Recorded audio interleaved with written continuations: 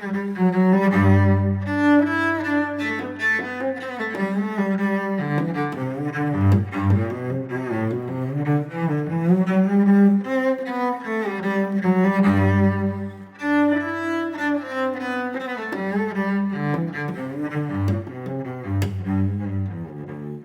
my name is Joe Klett, and I'm the current president of the Hopewell Museum, and I'm also the director of the State Archives in Trenton.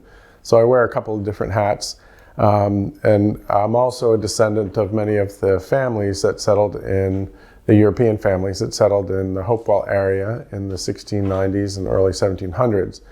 So one of the projects that we have going on here at the museum, and also in connection with other historians and collections in the area, is to create a map of the European settlement of Hopewell, Hopewell as it was originally created in the year 1700, and to show where the European settlers built their houses in connection to where the Indian settlements were, where the Indian trails were, where the roads were built, where the early churches were built, and that kind of thing.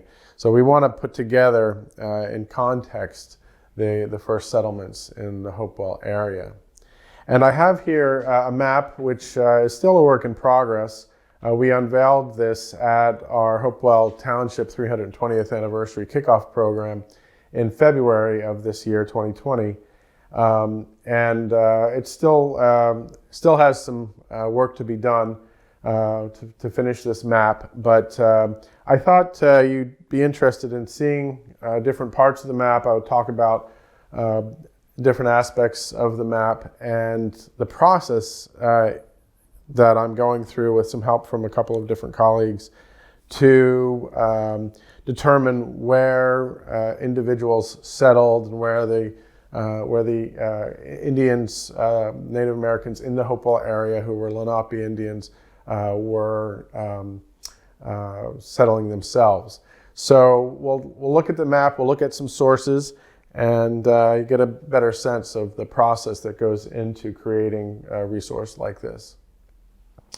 So the map is called Old Hopewell and Vicinity, 1680 to 1720. Hopewell Township was created in the year 1700 as a municipality in what was then Burlington County. And Burlington County spanned from the Atlantic Ocean all the way up into hundreds of thousands of acres in what is now the state of New York. So it was an enormous county which occupied all of the upper portion of what was then called the colony of West New Jersey. We know Province Line Road now, and Province Line Road is called Province Line Road because it's along the location of what was the dividing line between the two halves of the province of New Jersey, East New Jersey and West New Jersey. And this is the province line here, which is basically the area, the location of Province Line Road now. And the portion of West New Jersey in Burlington County above the Assunpink Creek here, which is where the falls of the Delaware, where the rocky part of the Delaware is in Trenton, was set off by the county in the year 1700 as a new township, a new constabulary with its own constable, so that people would have a more local way to resolve disputes and that kind of thing. And so this area, up until these zigzaggy lines here, was designated as Hopewell Township by the Court of Common Pleas of Burlington County in the year 1700. In the program that we did in February, I prepared a document which we have copies of available here at the Hopewell Museum for you when we open to the public again at some point, that you can take with you. But it's a transcription and images of the earliest founding documents of Hopewell Township, including that court record and the earliest deeds that set apart this tract of land that they called Hopewell. And you can pick this up sometime at the museum. And it also has the town book of Hopewell, one of the earliest town books of Hopewell. Most of these documents, the originals, are in the State Archives in Trenton as part of the filings of the Secretary of State's office largely. The minute book is at Rutgers University's Special Collections and University Archives Department. But anyway, this is available here at the here at the Hopewell Museum, and that gives you a lot of the founding documents that establish the initial boundaries of Hopewell Township. Hopewell Township, when it was first created in the year 1700, encompassed what we know as Ewing Township now, and the bulk of the city of Trenton, at least the part of it that was above the Assunpink Creek. So Hopewell Township had this shape like this. Now we know it today as having, this is the southern boundary here with Ewing Township, and so it has a different shape today. But all of this down to the Assunpink Creek in Trenton was originally part of Hopewell Township in the year 1700 when it was established. And the reason that it was established at the time that it was is because Quaker families largely that had settled in Nottingham Township or the Nottingham Constabulary had started moving farther north past the Assunpink Creek. And so once there were a number of people established in this area, they needed to have a separate jurisdiction to manage disputes and civic responsibilities and record keeping and that kind of thing. So what I wanted to do is show you some of the features of the map and show you some of the types of documents that we use to create those features. And one of the things that, again, I wanted to emphasize in this map is how the European settlements were in relation to the known Indian settlements. And so one of the things that you'll see on the map is Indian trails, and this is an example. We believe that there had to have been a trail along the river. There were known trails that went up here, and these are these dotted red lines. And some of them became the road network that the European settlers adopted because they were cleared paths. And so the Indian trails are shown on here along with the roads that existed prior to the year 1720.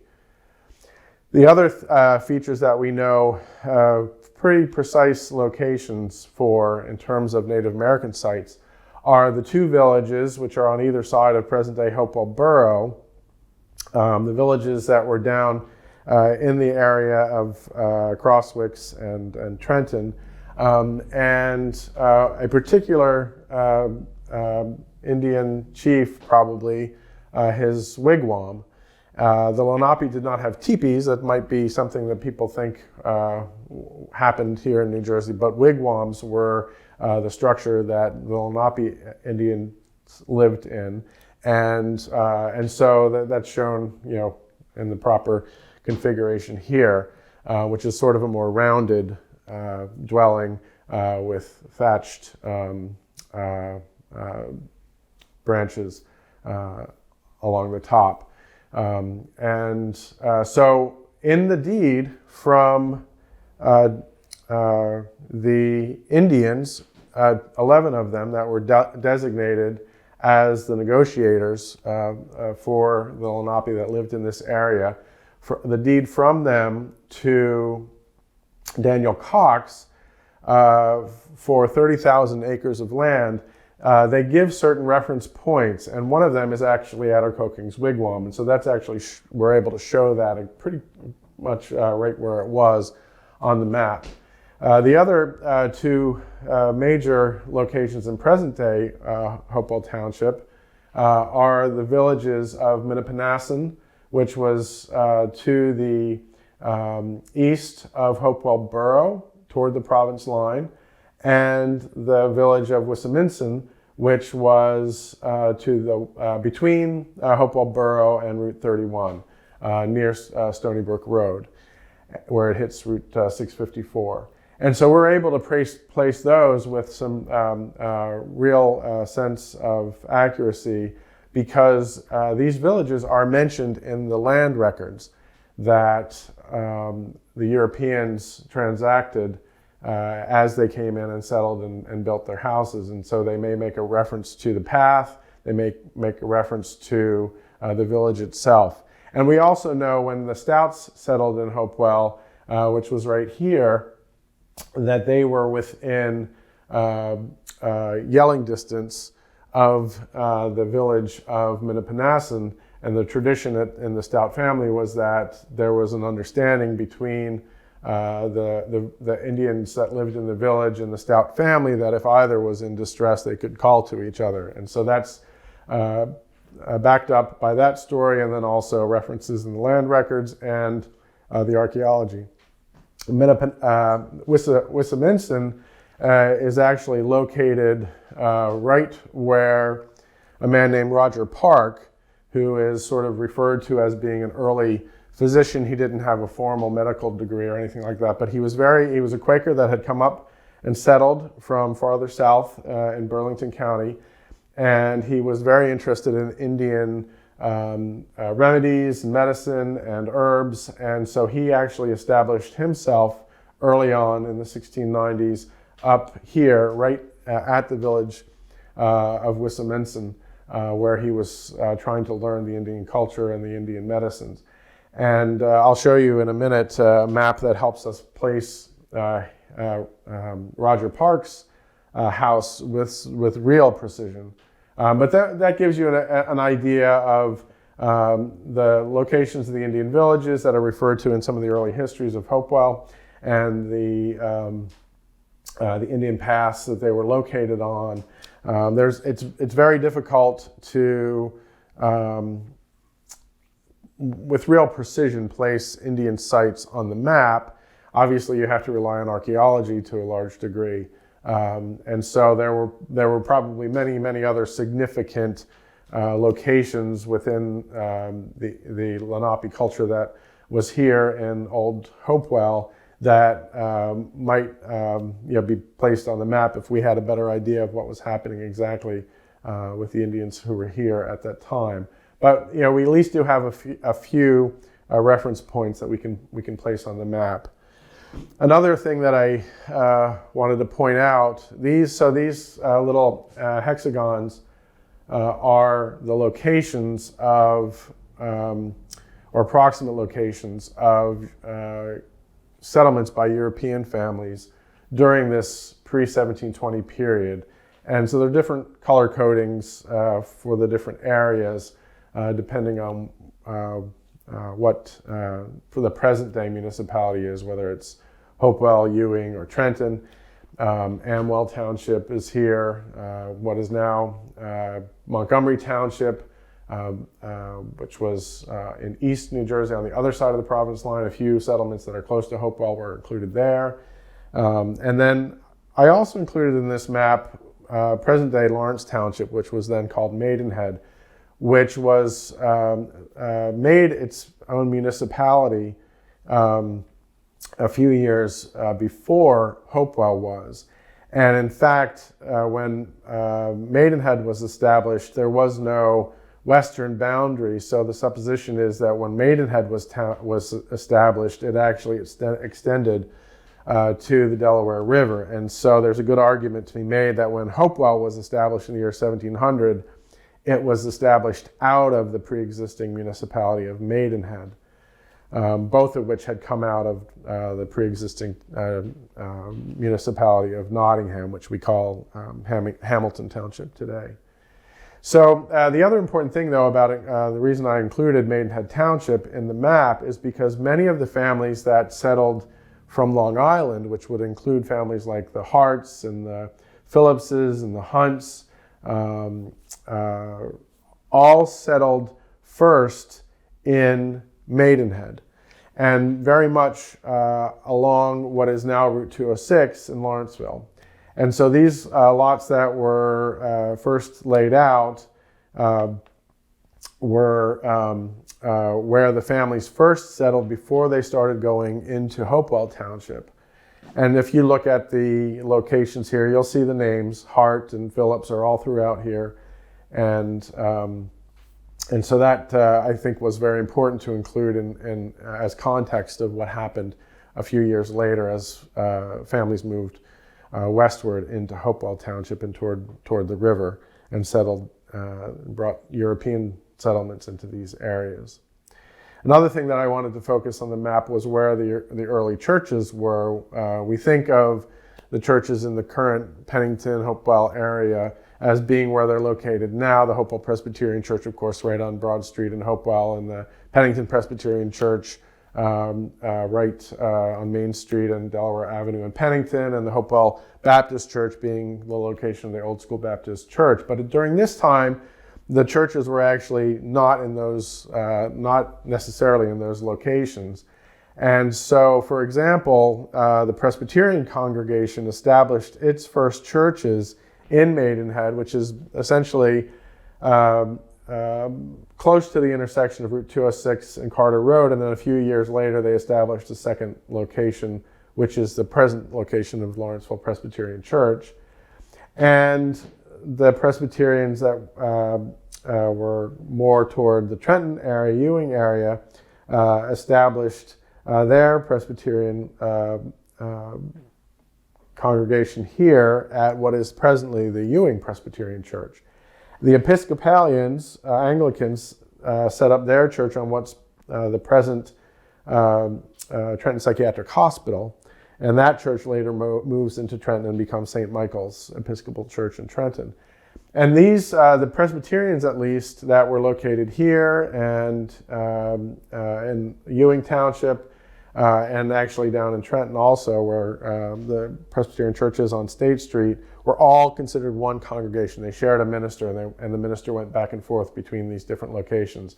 And so that's important to understand in terms of where people were going to church services. The Baptists that eventually build their structure where the Old School Baptist Church is, originally met in the Stouts' home, which is near Province Line Road off of Route 518. And so the Hopewell Baptist Church, prior to the building of the Old School Baptist Church, the building on that site, is located on this map out here, because that's really where that was sort of the central place of meeting for the Baptists. So that was another thing I wanted to point out to you. And the map, of course, shows all these little dots are where different families settled. And so I'll show you how we're trying to place those homesteads on the map. The other thing I should mention is the Quakers had meetings at Fallsington in Bucks County and in Stony Brook, which is close to Princeton. And that would have been where Quakers that were located in this area. And we know for a fact that the Coombs family over here, belonged to the Stony Brook Quaker meeting.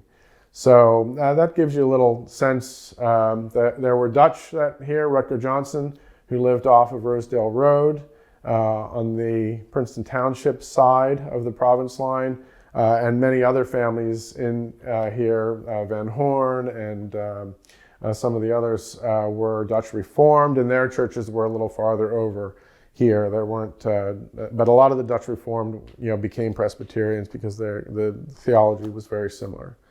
So I wanted to point out to you some of the sources that go into the process of trying to place a settler on the map, and some other features of the map too, which include, we wanted to see, to the best that we could possibly do so, where we could place slaves, enslaved people on this map during this time period. We know that there were some. There were not a lot, because the families that were settling here were clearing the land themselves, and they did not have the kind of wealth that would have been necessary to have slaves in their households. But by 1720, we certainly see that the estate inventories of the families that are here in their probate records are showing that they owned slaves, and tax records and censuses that were done at this time do show that certain families did have slaves at the time. So we're trying to place that also in the map. For example, on the Stout property, we have a little circle around that shows, if you look at the key, that this is a known location of slaves or servants by 1725, which is a few years after this map, but the presumption being that if there were slaves listed in an estate record in 1725, most likely in 1720 the slaves were located at that homestead.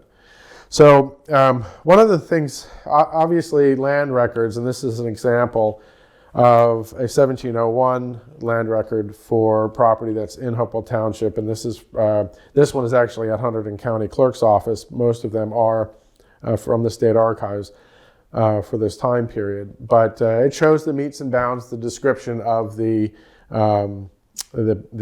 lines, the survey lines around the property, exactly how many chains and what direction you go around to create the survey for this particular property, and who the neighboring property owners were. And this is an example of a 1701 deed that might be used to document where someone's property was. Much work was done by a woman named Betsy Erickson years and years ago, and mostly I think in the 1970s, 1980s, creating abstracts of these land records, doing sketches of them and piecing them together in maps. And she did a remarkable amount of work abstracting the documentation and then trying to place it all together in these composite maps of where people settled in the Hopewell area. And she did Hopewell Township. She didn't go into Ewing and Trenton, what was originally Hopewell Township, in the year 1700.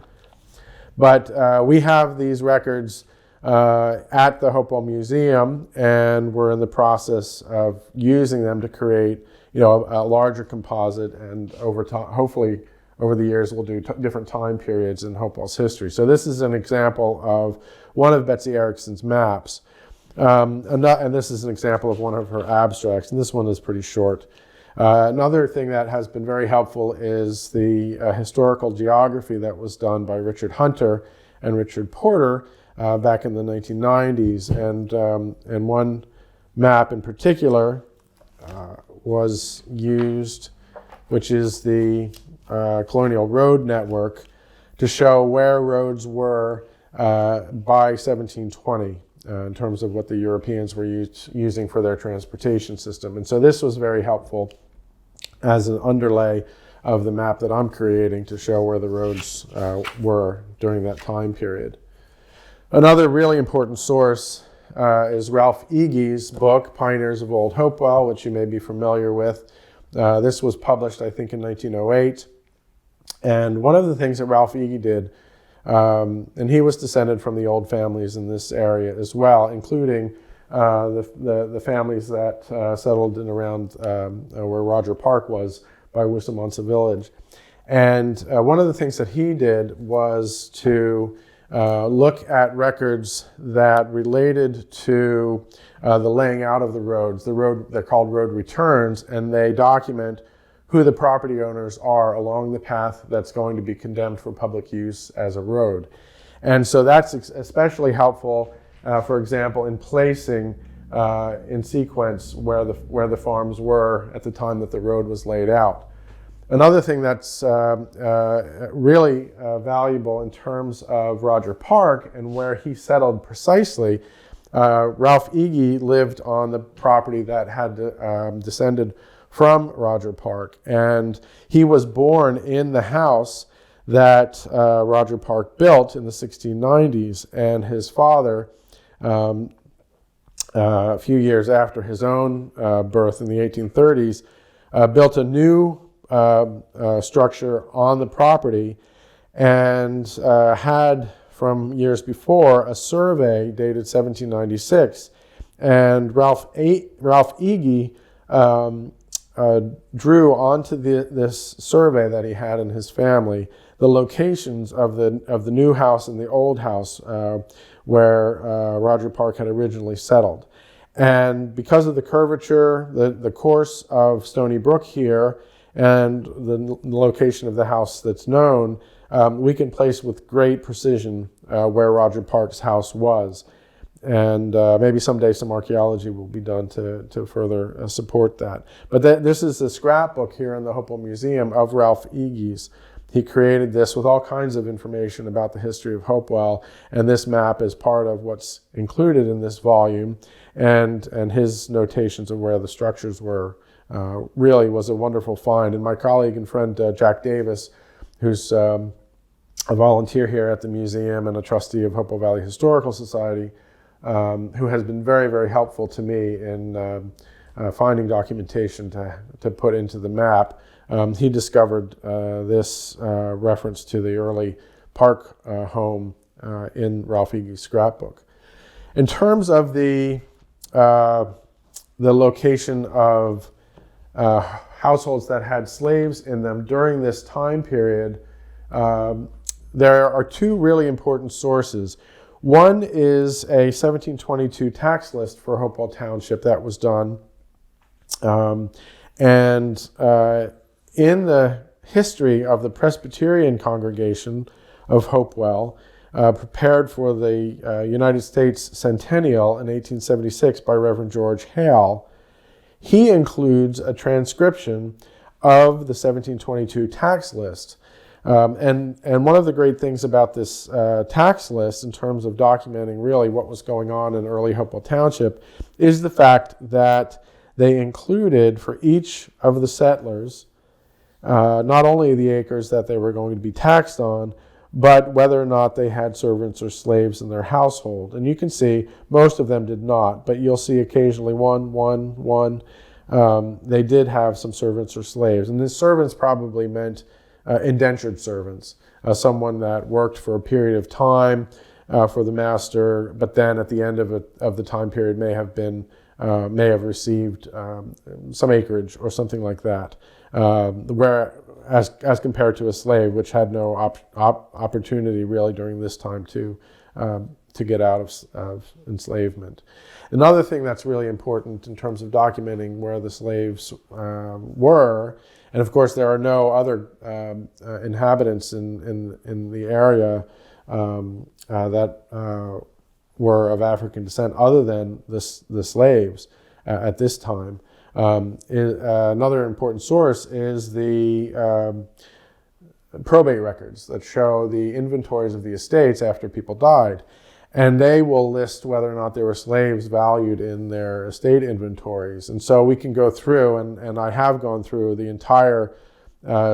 entirety of probate records for Hopewell and the surrounding area up till 1725 or 1730 or so, to find out what documentation there is of slaves in the estate inventories, and that gives us a little bit of information to put onto the map as well.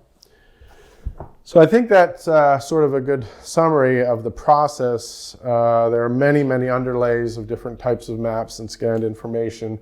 Another source that has been very helpful to me in the Ewing Township portion of the map has been work done by Joseph Falcone, who's a friend and colleague that had a real interest in the early settlement of Ewing Township, and produced a pamphlet documenting the earliest settlements there and where they were. And so he loaned me a map that he had started to create, which is part of the basis for what's shown there in Ewing Township. And also down in Trenton, there's been work done by Hunter Research. Richard Hunter is president of the Hopewell Valley Historical Society. That's his company in Trenton, and they've been helpful in placing certain settlements in the Trenton area as well. So I think that's most of what I have to say about the map. I will add, though, one thing that did happen early on in the first decade or so was the proprietors of West New Jersey, the European investors that had taken possession of the land, secured deeds from the Indians. Some of them had surveys above Assunpink Creek early on, but Daniel Cox came in with a very, very large shareholding in West New Jersey and got an actual deed from the Indians. And so his title was superior to all the other ones that had settled there. And so one of the things that happened was anyone that had settled had to pay him for for their property at that point, and a lot of the families that had made purchases of land from the early agents in West Jersey had to pay the Cox family again, and some of them, as a result of not wanting to or not being able to repurchase the land that they had already been clearing and settling and improving, were ejected from their properties. And so because of that, it gets a little bit dicey in terms of knowing exactly where someone that's listed in the tax records in 1722 located at that time, because some of them ended up in different locations. For example, the Blackwell family, we don't know if they were originally at the location that they end up being a couple of decades later. So that's one of the challenges here, and that's why some of these symbols are gray. That means it's roughly where we think they were. In some cases, there's explanation that this is where they were later on, but we want to put them on the map because we know from the earlier records that they were here during this time period. So I think that's a good summary of the map and the process, and also highlights to you some of the resources that are here at the Hopewell Museum that I've been using to put this all together with help from some great colleagues of mine, Jack Davis in particular. So thank you, and I hope you enjoyed the presentation.